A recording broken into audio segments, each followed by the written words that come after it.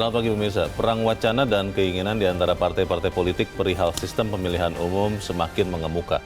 Dari 9 partai pemilik kursi di parlemen, hanya 1 partai yang berkeinginan agar sistem pemilu diubah ke sistem lama menjadi proporsional tertutup, karena menilai proporsional terbuka memiliki banyak kekurangan. Namun sistem proporsional tertutup yang pernah kita terapkan di masa lalu, oligarki politik tumbuh subur dan berbiak kuat. Potensi diskriminasi sangat tinggi di sistem proporsional tertutup. Pemirsa, inilah editorial Media Indonesia di seri ini Selasa, 10 Januari 2023 dengan tema 4 gulipat proporsional tertutup bersama saya Leonard Samosir. Dan editorial Media Indonesia juga dapat Anda dengarkan melalui MG Radio Network di frekuensi 94,7 FM di kawasan Jakarta dan sekitarnya. Para pendengar dan juga Anda semua bisa ikut menyatakan pendapat Anda dengan menelepon nomor telepon 021 583 99 100. Dan pemirsa, pagi ini telah hadir bersama saya Ketua Dewan Redaksi Media Group, Elman Saragih. Bang Elman, selamat pagi. Pagi, Bung Leo. Sehat-sehat, Bang? Sehat. Abang dengan saya terbuka atau tertutup?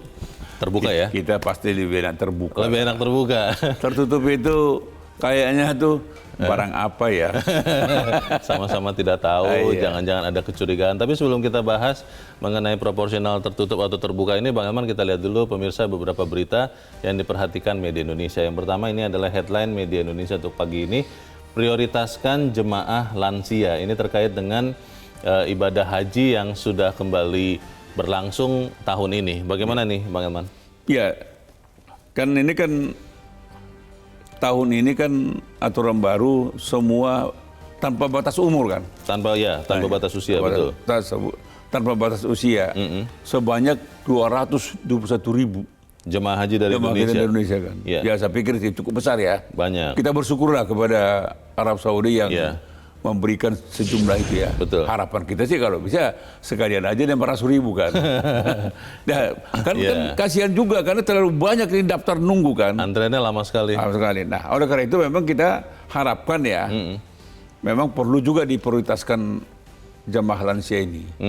Jadi karena mereka juga sudah nunggu lama, ya memang bagus juga menjadi skala prioritas ya. Didahulukan ya? Didahulukan.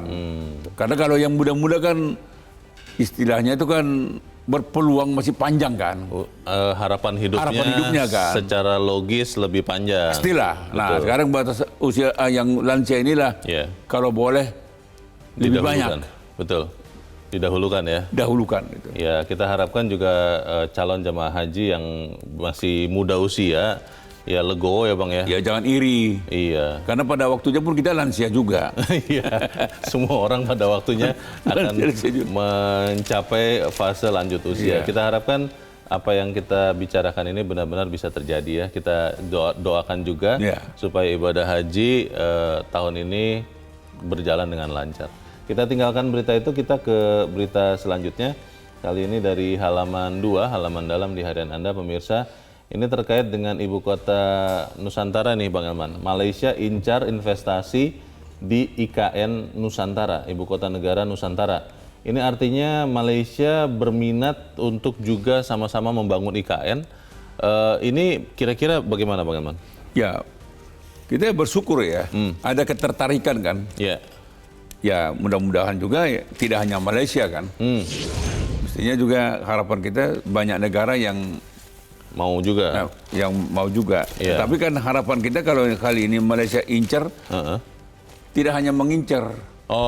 Jadi ini kan mengincar dengan kenyataan kan beda kan. Iya, ini tahap awal ya. Tahap awal boleh mengincar, tapi mestinya masa mengincar ini jangan terlalu lama. Langsung nggak begitu lama lagi, langsung mereka komit, udah teken. Cairkan. Bangun, benar-benar terlihat nanti ya di IKN ya. Harapan kita kan IKN ini kan cepat terbangun kan. Kan ini kan kebanggaan bangsa kita juga. Kan? Oke, kita harapkan supaya kemudian bukan hanya dari luar ya Bang Elman ya, tapi dari dalam negeri juga mau juga sama-sama membangun IKN ini. Memang lucu juga ya. Apa itu Bang? Kalau dalam negeri tidak tertarik, masa iya ya? Itu dia. ya itulah Bang, tergantung Berarti memang harus, kalau ada sesuatu yang kurang jelas, harus diperjelas. Harus diperjelas, oke. Baik, kita ikuti nanti perkembangan komitmen ini seperti apa. Kita ke Berita selanjutnya ini dari halaman 4 di kolom hukum. Ini kasus yang lalu Bang, tapi baru terbuka lagi ternyata cerita di baliknya. Tiket MotoGP, Lili Pintauli ternyata suap. Ini adalah mantan komisioner KPK yang sudah mundur. Tapi ternyata bahwa ketika menonton MotoGP di Mandalika itu tiketnya ternyata suap, bukan hanya entertain. Tadinya saya berpikir ini entertain dari pihak tertentu nih. Ternyata itu adalah suap. Kalau begitu kasusnya bisa dibuka lagi atau memang karena sudah mundur ya sudah selesai? Bagaimana Bang? Ya, sebetulnya sih kalau menurut pandangan kita, karena perbuatan ini dilakukan pada saat dia aktif, ya mestinya tindak pidananya tetap aktif sampai kapanpun. Meskipun dia sudah mundur ya, mestinya dari KPK? Logika hukumnya ya. Kecuali kalau ini dia lakukan setelah tidak aktif. Itu perbuatan pribadi kan. Tapi ketika ini dia lakukan ketika masih aktif sebagai komisioner, wakil ketua KPK, maka peran dia itu, berarti kalau itu mengandung unsur pidana, pidana itu tetap bisa diusut. Dan yang memang yang kita sesalkan adalah lambannya Dewan Pengawas KPK. Mengapa baru setelah sekian lama kemudian baru terungkap? Lalu pertanyaannya, apa yang dikerjakan oleh Dewan Pengawas KPK ketika masalah ini sedang bergulir gitu kan? Nah ini kan. Ini menurut saya sih, ya kalau begini kan, ya rakyat ya menyesalkan sebenarnya ini kan. Harus lebih lebih sigap lagi, lebih kuat lagi pengawasan dari Dewan Pengawas Bang. Ya, tapi menurut saya kita minta para ahli hukum, terutama ahli hukum pidana, coba dulu dikaji ini, apa iya langsung lolos begitu aja? Karena sudah mengundurkan diri. Karena sudah mengundurkan diri. Jadi menurut saya ini perlu dikaji. Saya tidak berani memastikan ini bisa atau tidak bisa, karena saya tidak ahli hukum. Tapi kalau para ahli pidana barangkali bagus juga ini mereka kaji, di mana peluangnya supaya bisa mempidanakan mantan wakil ketua KPK ini. Oke. Ini kasus serius juga karena ini sangat serius. Iya, ini bisa jadi presiden ya Bang, bisa jadi jurisprudensi. Kan ada etika mereka bahwa anggota pimpinan KPK itu tidak bisa berhubungan berkomunikasi dengan pihak yang berperkara. Tanpa ada perkara pun mereka tidak boleh sembarang ketemu dengan masyarakat. Apalagi menerima sesuatu. Ada sesuatu. Ini tiket. Jangan-jangan di balik tiket itu ada lagi kan kita nggak tahu. Ada teman-temannya. Ada teman-temannya, kita kan nggak tahu. Apakah surat atau apa kita nggak tahu. Kita ikuti nanti perkembangannya seperti apa. Kita ke editorial. Editorial pada pagi ini diberi judul Patgulipat Proporsional Tertutup. Ada teman yang mengatakan begini, Bang Eman, setelah melihat ada 8 partai yang mengatakan tidak mau proporsional tertutup, artinya berarti sudah final sebetulnya, tidak akan ada lagi wacana ini. Itu benar atau tidak, Bang? Ya, sebetulnya kan aneh juga ya. Ketika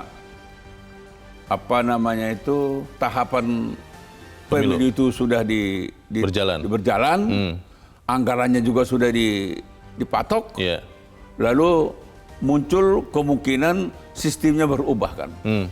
Kan kalau biaya dan tahapan sistem proporsional terbuka dan tertutup kan pasti beda, nggak sama kan. Nggak sama. Dan cara pemimpin partai juga menghadapinya tidak sama. Strateginya pasti berbeda. Strateginya tidak sama, pasti berbeda. Nah pertanyaannya, kalau tiba-tiba dari proporsional terbuka menjadi tertutup, apakah masih ada waktu buat partai untuk melakukan sosialisasi, penyesuaian gitu? Ini kan belum kita bicara tentang di mana keburukan dan kelemahan kan gitu. Nah, kalau kita menelaah sistem proporsional terbuka dan tertutup, memang tidak ada dalil yang memastikan ini lebih sempurna, ini lebih bagus dari yang ini. Tidak ada. Semua punya kelemahan, semua punya kelebihan.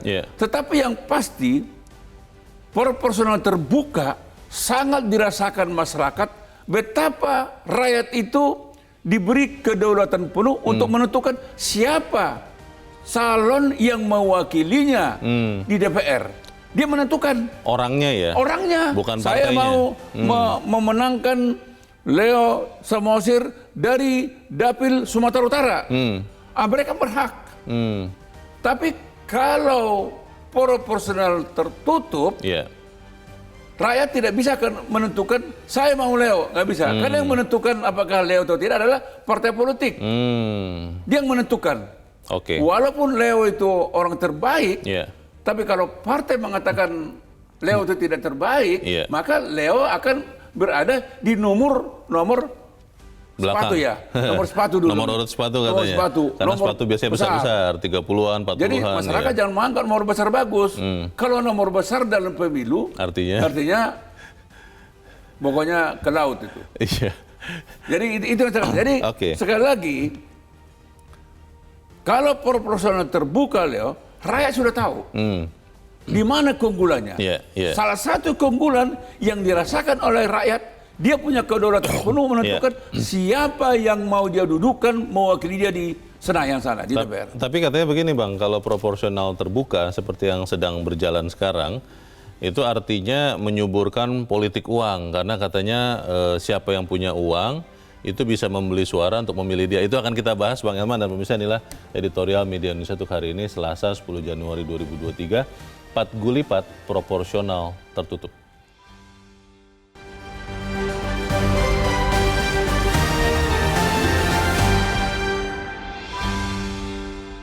Gulipat proporsional tertutup. Jangan sampai ada hak rakyat dalam kehidupan demokrasi ini yang dirampas. Sistem pemilu proporsional tertutup merupakan kemunduran. Perang wacana dan keinginan di antara partai-partai politik perihal sistem pemilihan umum kian mengemuka. Mereka yang berkehendak agar pemilu tetap bersistem proporsional terbuka lebih banyak jumlahnya, tetapi sang pemenang akan bergantung pada Mahkamah Konstitusi. Dari 9 partai pemilik kursi di parlemen, 8 diantaranya ingin pemilu tetap dengan mekanisme proporsional terbuka. Mereka kompak, solid, dan baru saja menyatakan sikap yang sama secara bersama-sama 2 hari yang lalu. Mereka yang ingin proporsional terbuka dipertahankan oleh Partai Golkar, Partai Nasdem, Demokrat, PKB, PAN, PKS, dan P3. Satu lagi yakni Partai Gerindra yang meski tak mengirimkan wakilnya dalam pertemuan tersebut tetapi komit pada sikap yang sama. Dengan begitu, hanya PDIP yang berkeinginan agar sistem pemilu diubah menjadi proporsional tertutup dengan beragam alasan. Dengan penilaian bahwa proporsional terbuka banyak kekurangan, mereka ingin kembali ke sistem lama. Sistem yang mana rakyat hanya cukup mencoblos lambang partai dan partailah yang menentukan kandidat untuk menjadi wakil rakyat. Sistem proporsional tertutup pernah kita gunakan dalam pemilu 1955 selama Orde Baru dan pemilu 1999. Dalam sistem ini, penetapan calon anggota legislatif didasarkan pada nomor urut yang ditetapkan pimpinan parpol. Bisa diartikan, oligarki politik tumbuh subur dan berbiak kuat-kuat di sini. Sebaik apapun caleg di mata rakyat, ia belum tentu bisa menjadi wakil rakyat jika partai tak memberikan tempat. Potensi diskriminasi sangat tinggi di sistem proporsional tertutup. Prestasi tak menjamin calon mendapat nomor urut yang baik. Yang miskin prestasi bisa sebaliknya. Parpol bisa semena-mena, faktor suka dan tidak suka merajalela. Permainan uang pun bisa marak di antara mereka. Betul bahwa proporsional terbuka tidak sempurna. Ada kelemahan di sana. Salah satunya pemilu menjadi kompetisi berbiaya tinggi. Siapa yang punya uang banyak berarti punya peluang lebih besar dipilih karena memiliki kesempatan lebih luas mempromosikan diri. Akan tetapi, proporsional terbuka juga punya banyak keunggulan. Yang pasti, sistem ini merupakan perwujudan dari demokrasi sesungguhnya. Demokrasi yang berasaskan kedaulatan rakyat. Rakyat dapat menentukan langsung calon anggota legislatif yang disodorkan parpol.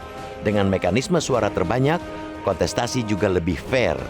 Rakyat benar-benar menjadi penentu siapa yang layak duduk di parlemen, bukan partai. Sistem itulah yang kita jadikan dasar pelaksanaan pemilu 2004, 2009, 2014, dan 2019. Pada konteks itu pula, kita mendukung penuh sikap 8 parpol untuk mempertahankan sistem proporsional terbuka. Benar bahwa sikap tersebut juga dilandaskan pada strategi elektoral. Mereka merasa lebih banyak kesempatan dalam mengarungi rivalitas dengan proporsional terbuka. Namun sulit dimungkiri, rakyat juga punya kepentingan. Dengan sistem proporsional terbuka, rakyat leluasa memilih wakil-wakilnya secara langsung. Dengan mekanisme ini, rakyat terhindar dari jebakan kucing dalam karung. Hasil survei terkini dari Skala Survei Indonesia mengonfirmasi betapa rakyat masih menginginkan proporsional terbuka. Mereka yang setuju pemilu 2024 menggunakan sistem proporsional tertutup hanya 4,8%, sementara yang sepakat tetap dengan proporsional terbuka 63%. Proporsional terbuka adalah sistem yang paling tepat saat ini. Ia juga amanah Undang-Undang Nomor 7 Tahun 2017. Karena itu, tidak ada alasan untuk mengubahnya. MK yang sedang menangani uji materi perihal ketentuan sistem pemilu semestinya juga konsisten pada putusannya bahwa proporsional terbuka konstitusional. Putusan itu diketok palu pada 2008 sehingga tidak alasan sekarang berubah pandangan. Dengan segala kelebihan dan kekurangan, sistem proporsional terbuka masih relevan, sangat relevan diterapkan. Ia tak perlu dipersoalkan.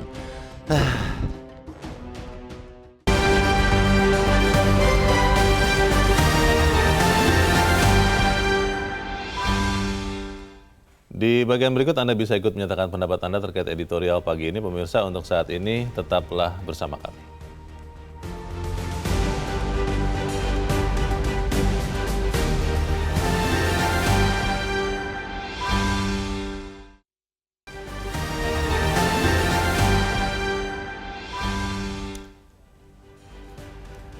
Terima kasih Anda pemirsa masih bersama kami di Editorial Media Indonesia, dan sebelum kita lanjutkan diskusi kita, Bang Elman, kita mau bertanya dulu. Kita sudah tersambung lewat saluran telepon dengan Ketua Departemen Politik dan Perubahan Sosial CSIS, Arya Fernandes. Mas Arya, selamat pagi.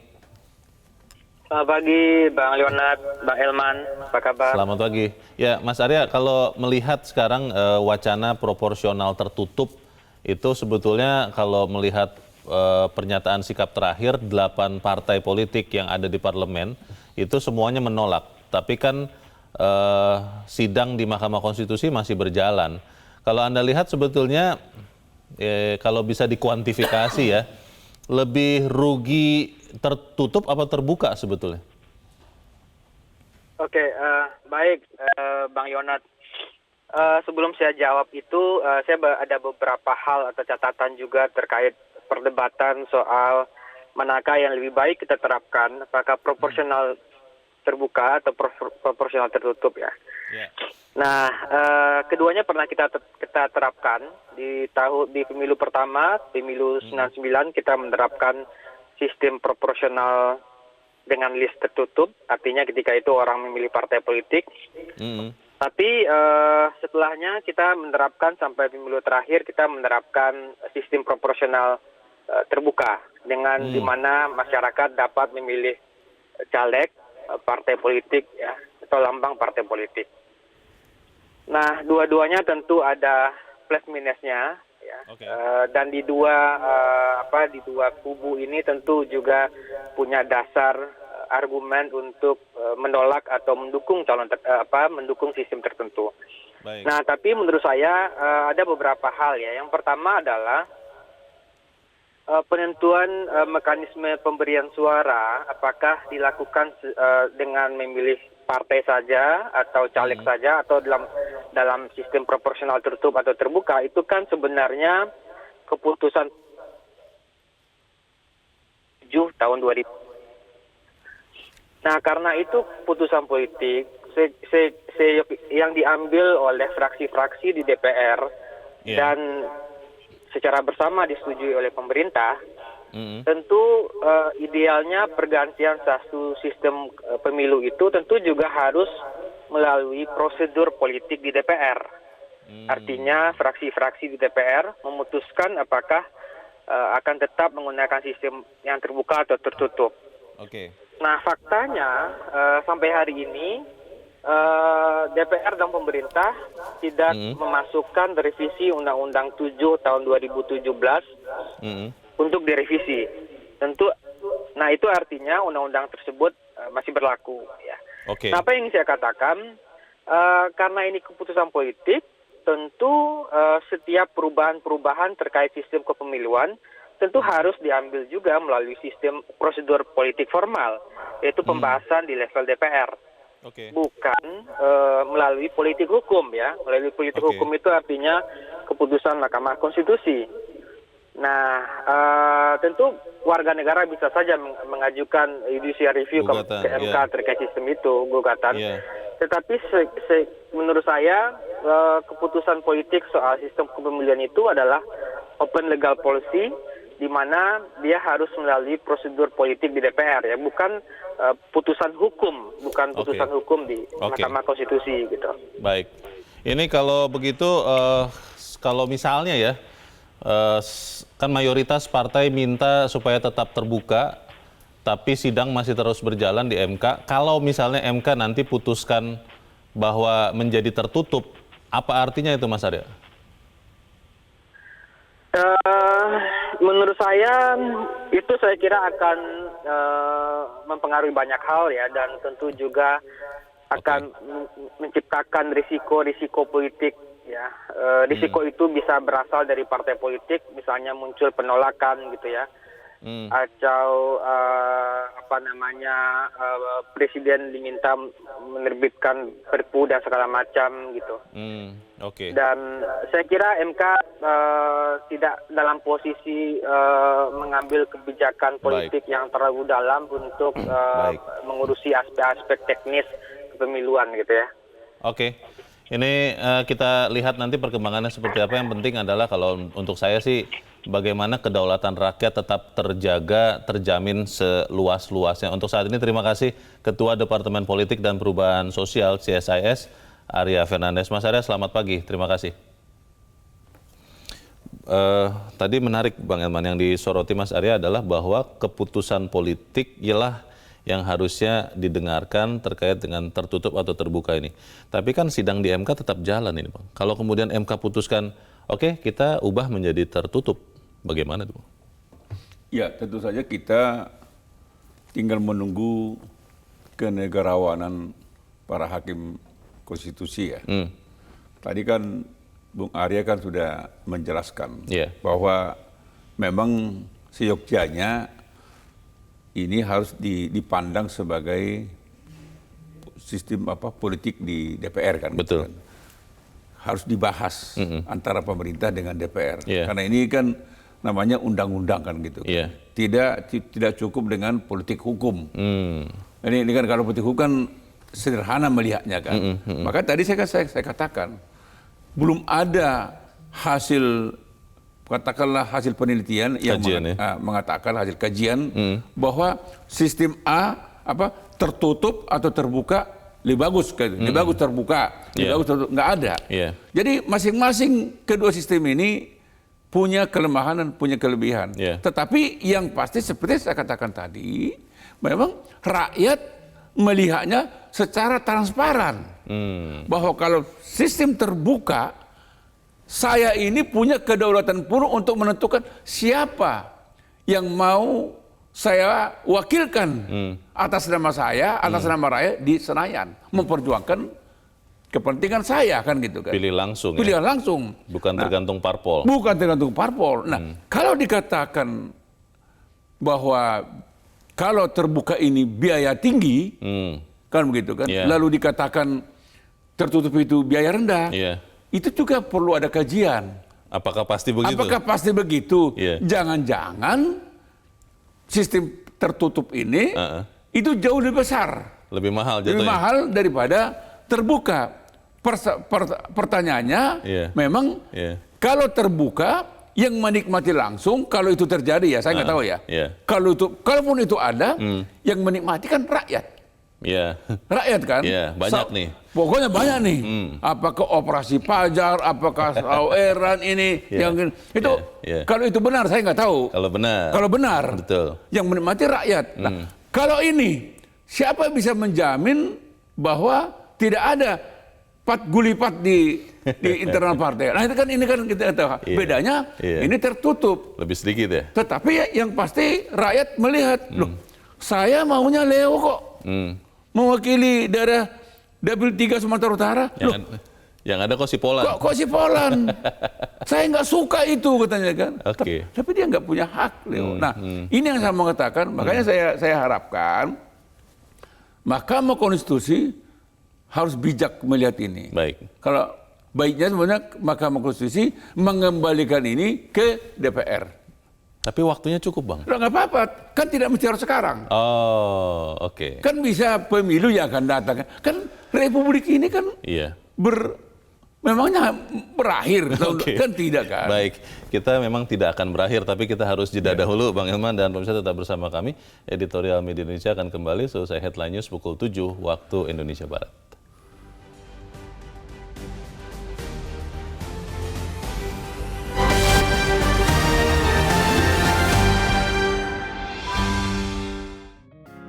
Media Indonesia mengajak Anda untuk mengakses fitur premium e-paper.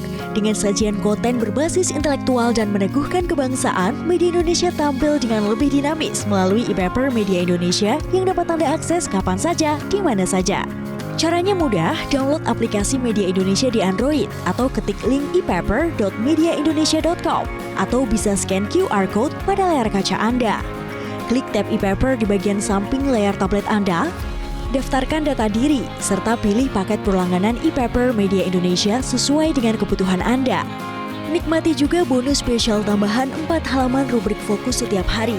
Semua bisa Anda dapatkan hanya di e-paper Media Indonesia. Untuk informasi lebih lanjut, hubungi customer service di nomor 0811 1201 2018 atau kunjungi media sosial @Media Indonesia. Media Indonesia, referensi bangsa. Terima kasih pemirsa, Anda masih bersama kami di Editorial Media Indonesia, dan sekarang Bang Hilman waktunya kita mau mendengarkan juga suara dari pemirsa Metro TV. Kita sudah terhubung dengan pemirsa Metro TV di Mataram, Nusa Tenggara Barat. Ada Pak Dion Hidayat. Pak Dion, selamat pagi.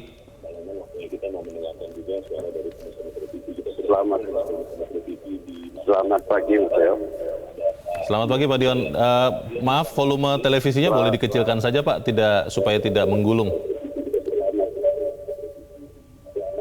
Selamat pagi Mas ya. Iya, selamat pagi. Silakan Pak Dion.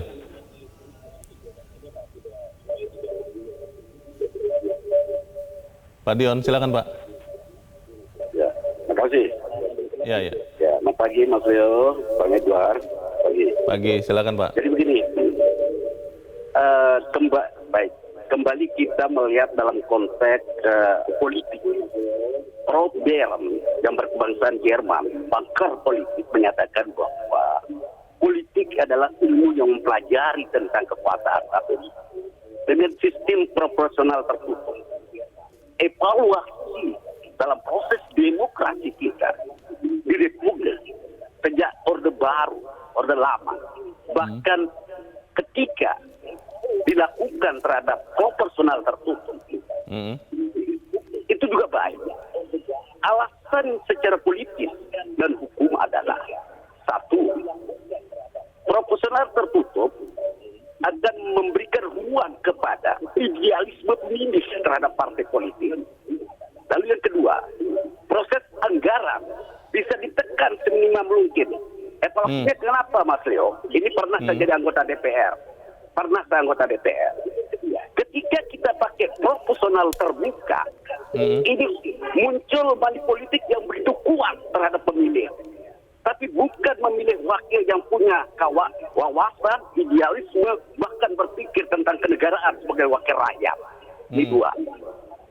Lalu yang ketiga, proporsional tertutup juga memberikan ruang untuk menutup keran terhadap korupsi politik. Karena di sini muncul money politik bukan terhadap idealisme politik calon. Apakah mereka kredibel atau tidak? Maksud Pak Dion berarti yang kalau menurut Bapak itu lebih bagus terbuka apa tertutup Pak? Mungkin straight to the point saja Pak. Saya pikir dua-duanya ideal. Ideal. Terbuka pun memberikan ruang. Kalau bicara demokrasi, Oke, baik. Dua-duanya bisa punya nilai positif dan punya nilai negatif ya. Kalau Baik. misalnya proporsional tertutup, Mahkamah Konstitusi memberikan justifikasi yuridis mengatakan itu kenapa tidak? Baik, terima kasih Pak Dion Hidayat di Mataram, Nusa Tenggara Barat. Kita sudah menangkap maksud Anda, Pak. Selamat pagi. Di belakang Pak Dion ada Pak Ramadan di Jambi. Pak Ramadan, selamat pagi. Selamat pagi Pak Leo dan Pak Eman Saragih. Assalamualaikum warahmatullahi wabarakatuh. Waalaikumsalam. Silakan Pak Ramadan, pendapat Anda Pak. Singkat padat saja Pak. Silakan. Pendapat saya, keputusan tentang profesional terbuka itu adalah keputusan politik yang tidak bisa dibawa ke MK. Satu. Yang kedua, pemilu profesional tertutup saya kira membuat rakyat semakin tidak berdaya untuk menentukan orang yang akan duduk wakilnya di DPR itu. Yang ketiga, partai terlalu berkuasa tentang itu. Terlalu berkuasa itu sehingga anggota DPR yang ada duduk di DPR itu di bawah kekuasaan partai politik sering tidak berdaya. Tidak berdaya karena dia duduk di DPR itu karena diberi kelonggaran oleh partai politik dan mendapatkan nomor itu. Jadi nomor pasti ya, nomor kecil ya. Menurut saya nomor kecil. Menurut saya tertutup membuat rakyat tidak berdaya dan membodohi rakyat. Terbuka membuat rakyat pintar dan bisa memilih wakilnya di DPR. Terima kasih Pak Herman, terima kasih Pak Leo. Assalamualaikum warahmatullahi wabarakatuh. Waalaikumsalam. Terima kasih Pak Ramadan di Jambi untuk pendapat Anda Pak. Selamat pagi. Di belakang Pak Ramadan ada Ibu Ong Meihua di kawasan Pejaten, Jakarta. Ibu Ong, selamat pagi. Selamat pagi Bang Leo, selamat pagi Bang Elman. Assalamualaikum warahmatullahi wabarakatuh. Waalaikumsalam. Bu Ong, bagaimana Bu pendapat Ibu? Silakan Bu, singkat padat saja. Iya, kalau tertutup Bang Leo, itu akan menciderai demokrasi kita. Kalau terbuka, kita bisa milih. Umpama Bang Leo dari Dapil 3 Medan, aku bisa milih. Tapi kalau tertutup, ya bagaikan kucing beli dalam karung Bang. Apakah kucingnya belang atau putih? Ya kan otomatis belaya lah Bang. Aneh-aneh juga ini, sudah mendekati tapi membuat gaduh. Rakyat kan akan pintar Bang. Lalu kalau terbuka, kita bisa, wakil kita siapa, jangan sampai 5 tahun kita menyesal. Parlemen kita yang bagaimana? Kalau ada yang bilang bahwa proporsional terbuka seperti yang sekarang berlangsung itu akhirnya menyuburkan politik uang, itu bagaimana Bong? Ya, mau tertutup, mau terbuka, money politik itu pasti ada Bang Leo. Pasti ada ya? Tidak mungkin akan tidak bermain uang. Kalau tertutup, permainan uang itu akan banyak Bang. Siapa karena yang dekat dengan ketua partai? Iya, pasti akan mengeluarkan uang banyak Bang Leo. Semoga saja MK memutuskan untuk terbuka agar rakyat kita itu pintar Bang. Jangan sampai kita menyesal di kemudian hari 5 tahun loh Bang. 5 tahun. Pemilu ini. Iya. Itu aja. Assalamualaikum warahmatullahi wabarakatuh. Waalaikumsalam warahmatullahi wabarakatuh. Terima kasih Ibu Ong Meihua di Pejaten, Jakarta. Selamat pagi. Tadi Pak Dion itu mengatakan ada pilihan terbuka tertutup yang masing-masing punya kelebihan dan kekurangan Bang. Tapi kalau melihat Pak Ramadan, Bu Ong mengatakan bahwa ini mencerdaskan rakyat nih ketika sistemnya tetap terbuka. Bagaimana Bang? Ya memang tadi kan kita sudah jelaskan. Belum ada kajian yang bisa memastikan mana yang paling sempurna di antara kedua pilihan itu kan. Tetapi yang pasti saya katakan ya seperti yang dikatakan oleh pemirsa yang lain ya kalau tertutup rakyat sama sekali tidak berdaya gitu kan. Jadi betul-betul partai itu berkuasa, powerful, dia yang menentukan. Bahkan dia juga sewaktu-waktu gampang dia merekol orang kan gitu kan. Bisa ya? Bisa.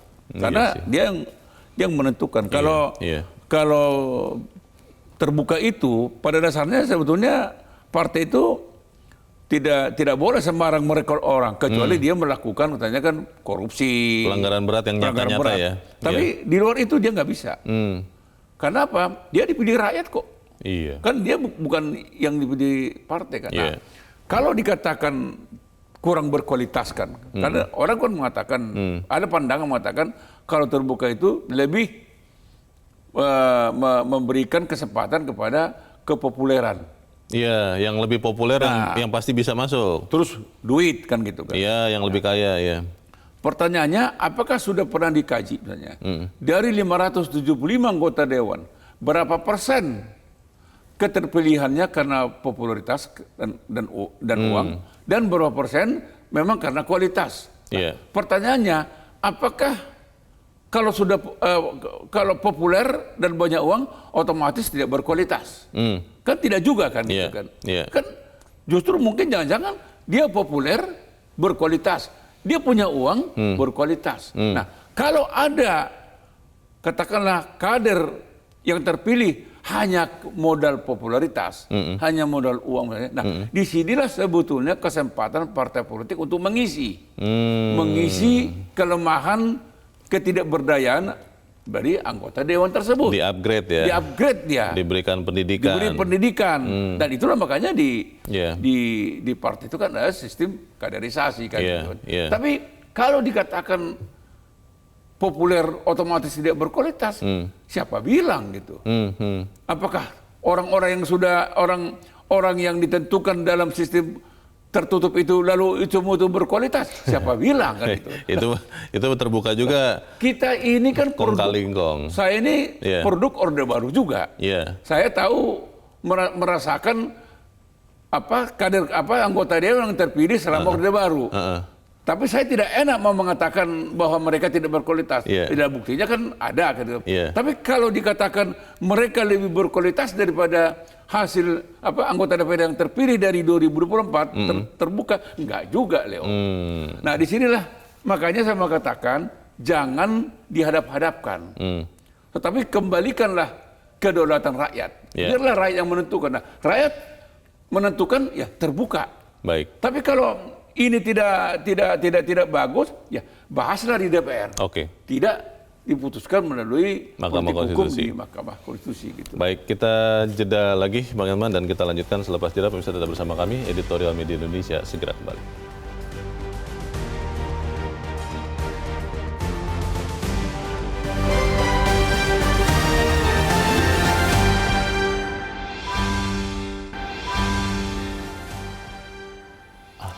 Terima kasih pemirsa, Anda masih bersama kami di Editorial Media Indonesia dan kita ada di akhir atau di ujung dari diskusi kita pagi ini. Bang Elman, kalau mendengar, tadi kan sudah diputar juga bagaimana partai yang mewacanakan proporsional tertutup, mereka mengatakan bahwa ya ini hanya wacana, ini untuk diskursus dalam demokrasi dan apapun keputusan Mahkamah Konstitusi kami hormati, dikatakan begitu. Nah, kalau ini memang akhirnya kan kita jadi tergantung kepada MK, karena MK ini kan kalau dia sudah putus kan langsung mengikat, Bang. Padahal proses pemilunya sudah berjalan begini rupa, sudah tinggal berapa bulan lagi kan untuk kita mencoblos Februari tahun depan. Ini kira-kira bagaimana nih, Bang, kalau kemudian ternyata putusan MK-nya mengatakan oke, menjadi proporsional tertutup? Ya, inilah sebetulnya agenda-agenda seperti ini yang mestinya harus dirancang. Iya. Jadi Mahkamah Konstitusi juga harus merancang kan, kan. Dan dia juga sebetulnya bisa menyatakan, katakan kalau ada melakukan uji materi kan, menyangkut hal misalnya kepemiluan misalnya kan, Mahkamah Konstitusi bisa mengatakan keputusan ini akan ditunda untuk kalaupun ada keputusannya untuk pemilu berikutnya. Oh, supaya tidak mengganggu. Iya, jadi artinya kan gini. Jalannya pemilu. Sekarang ini Mahkamah misalnya memutuskan, harus ada keputusan mereka, hasil keputusan Mahkamah Konstitusi ini baru berlaku untuk pemilu 2029. Setelah 2024. Setelah 2024. Karena apa? Karena kalau ini dilaksanakan untuk 2024, katakanlah berubah dari sistem terbuka menjadi sistem tertutup, ini kan mengundang kegaduhan kan. Iyalah. Pasti gaduh lah. Iya. Pasti gaduh. Jadi ini yang harus dipertimbangkan. Pertimbangkan oleh para pengambil keputusan. KPU, ya parpol, ya pemerintah, dan DPR bersama-sama. Mereka harus sepakat. Kalau tidak, rakyat juga marah. Saya nggak mau tertutup, katanya kan. Saya mau terbuka. Mana calonku? Kok nggak muncul, katanya kan. Karena dia udah terbiasa juga. Ketika dia datang ke bilik suara, yang ada dalam bayangan dia adalah nama orang. Lihat foto. Lihat foto, bukan tanda gambar. Dia mau coblos itu namanya Leo Samosir. Dia cari di mana. Tidak ketemu, dia marah. Yang ada logo partai saja nanti. Saya nggak mau ini. Kan begitu. Kan artinya kan rakyat ini kan dia mau milih orang kok. Betul. Karena dia tahu orang ini sudah teruji nih. Orang bisa dipercaya kok. Karena dia bisa memperjuangkan nasib saya kan gitu. Kalau partai bukan tidak bisa, tapi dia belum punya keyakinan terhadap belum itu. Tentu ya. Pokoknya dia belum keyakinan. Dia belum 100% kepercayaannya. Dia hanya percaya kepada orang yang mewakili partainya juga kan gitu kan. Banyak kok orang yang kemudian memilih orang karena tidak peduli sebenarnya dengan partainya sebetulnya. Tidak ada urusan, bahkan orang nggak peduli siapapun presidennya, nggak ada urusan. Saya mau si Leo Samosir itu calon anggota DPR dari dapil saya, titik. Karena bisa menyuarakan. Karena dia katakanlah, karena Leo asal pulang suka bayarin saya minum kopi katanya dan sebagainya. Misalnya begitu ya. Misalnya begitu. Tapi apakah itu negatif? Ya enggak juga. Jangan juga ada pandangan kalau misalnya anggota DPR atau caleg itu memberikan minum kopi, mengajak makan bersama. Lalu dianggap negatif, ya enggak juga. Kita ini kan orang timur, silaturahmi kan gitu. Jadi sekali lagi saya mau ingatkan, kalau boleh ya. Kalau MK kan sekarang ini kan nggak bisa lagi menunda kan. Betul. Tanggal 17 Januari ini kan mereka bersidang. Tetap harus ada keputusan. Tapi kalau menurut saya lebih bijaksana kalau itu misalnya katakanlah misalnya kalau berubah, maka sebaiknya pelaksanaannya untuk pemilu 2029. Dan itu MK berhak ya Bang untuk mengatakan tidak berlaku saat ini juga begitu? Ya mestinya bisa ya. Karena ini kan mana mau gaduh atau tidak kan gitu kan. Sehingga kalau 2029 masih ada kesempatan orang untuk mengajukan lagi. Oh, bisa lagi ya? Ini kan sebetulnya kan sudah pernah ada keputusannya kan, terbuka kan. Nah sekarang kok bisa lagi? Terbuka lagi. Ini juga mestinya harus ada batasan. Aturan. Sesuatu yang sudah pernah diputuskan MK misalnya tidak boleh lagi diuji kan gitu kan. Seharusnya sih prinsip hukumnya yang saya pelajari begitu Bang. Nah tapi saya nggak tahu, saya juga membaca teksnya begitu. Tapi sekali lagi saya mengatakan supaya semua kita bisa sama-sama menang, sama-sama menikmati, nah jangan ada kegaduhan. Caranya itu. Kalau ada tudingan-tudingan bahwa memang sistem proporsional terbuka itu melanggengkan politik uang, Bang. Kemudian yang lebih terkenal tidak melihat isinya itu akan bisa lebih masuk ke DPR. Maka apa yang harusnya dilakukan? Apakah memang misalnya meningkatkan pengawasan supaya kemudian politik uang itu diminimalkan seminimal mungkin? Atau apa Bang yang bisa dilakukan? Ya kan memang membutuhkan waktu ya, walaupun memang relatif ya. Memang harapan kita sebetulnya dalam sistem pemilu itu kan yang bicara adalah soal trust. Betul. Dan trust ini sebetulnya tidak ada kaitannya dengan uang kan gitu kan. Nah ini kan tujuan kita kan ke sana. Tapi kan tidak bisa sekali jadi, Leo. Tidak bisa hari ini kita berharap pemilu ini pemilu yang betul-betul murni. Ketika orang mencoblos nama itu, murni karena dia berkualitas dan mampu memperjuangkan aspirasi. Bukan karena uang. Bukan karena popularitas toh. Tapi menurut saya, apa yang salah ketika orang populer terpilih? Kan nggak ada yang salah di situ. Kan saya nggak yakin juga orang yang popularitasnya tinggi itu tidak berkualitas. Saya nggak mau mengatakan seperti itu. Jadi ketika orang populer, menurut saya pasti dia punya kecerdasan. Katakanlah konkretnya begini Bang, misalnya ada yang beranggapan bahwa oh ya dia terang saja terpilih karena dia artis terkenal, dia penyanyi terkenal, dia pemain film atau sinetron terkenal, dan akhirnya dia terpilih, dia bisa apa di DPR, apa dia mengerti persidangan saja jalannya seperti apa, kemudian menyuarakan aspirasi kita, itu yang tugas parpol untuk mendidik dia, Bang. Pertanyaan saya gini, Leo. Emang jadi artis itu gampang? Emang Leo bisa jadi artis? Tidak. Emang Elman nggak bisa jadi artis? Susah. Jadi jangan juga menganggap remeh artis atau apalah namanya. Jadi kita jangan meremehkan kelebihan seseorang. Kita harus jujur mengatakan kelebihan dia itu memang tidak mampu saya miliki. Jadi ini sebenarnya soal iri hati. Kalau saya jadi artis, saya juga kenapa? Apa yang salah ketika saya jadi nyalek atau bila perlu jadi presiden? Betul. Ya buktinya banyak juga karena kayaknya di Amerika Serikat Amerika Serikat. Ronald Reagan. Betul. Dia jadi presiden di Ukraina. Kan Zelensky. Gitu kan? Maksud saya, jangan karena kau nggak bisa jadi artis, lalu kau menganggap artis itu tidak punya modal. Saya nggak percaya artis itu bukan orang pintar. Rata-rata artis pasti cerdas, pasti pintar. Karena katanya kan sirik tanda tak mampu sebetulnya, Bang. Ya makanya, oleh karena itu saya berharap kita semua jangan hanya karena menganggap sistem ini akan membuat kita besar, lalu kita perjuangkan. Nggak bisa juga. Makanya saya apresiasi 8 partai yang punya perwakilan di DPR itu sama-sama menyuarakan sistem terbuka. Harapan kita memang MK memutuskan sistem proporsional terbuka tetap itu menjadi pilihan kita untuk 2024. Baik. Selesai. Yang lain ikut. Kalau nggak ikut ya nggak usah ikut pemilu. Oke, kita ikuti nanti seperti apa. Kita mau lihat dulu. Berani nggak dia nggak ikut? Pasti tidak. Karena kan kalau tidak ikut pemilu nanti tidak dapat apa-apa, Bang. Katanya begitu. Baik, kita ikuti nanti seperti apa. Kita harapkan Mahkamah Konstitusi benar-benar bisa berpikir dengan bijak. Bang Elman Saragih, terima kasih sudah hadir di tempat ini. Selamat pagi, Bang.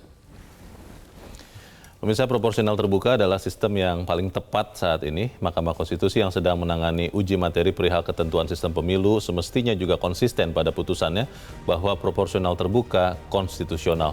Putusan itu diketok palu tahun 2008 sehingga tidak ada alasan sekarang untuk berubah pandangan. Dengan segala kelebihan dan kekurangan, sistem proporsional terbuka masih sangat relevan diterapkan dan tidak perlu dipersoalkan. Saya Lona Samuslim, terima kasih Anda sudah menyimak editorial Media Indonesia untuk pagi ini. Tetap jaga kesehatan Anda. Selamat pagi, sampai jumpa.